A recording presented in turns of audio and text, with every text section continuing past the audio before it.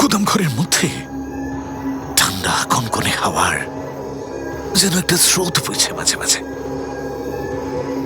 Minute 2 পরে, বাবু, তুমি কালা নাকি? এতক্ষণ কথা বলছি, শুনতে পাচ্ছ না? সাবলের চার দিয়ে তুলতে বললাম, হাঁ করে সঙ্গের মতো দাঁড়িয়ে আছো কেন?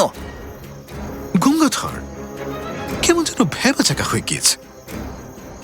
মূঢ়ের মতো দৃষ্টিতে চেয়ে বললে, কই কোথায় শাবল?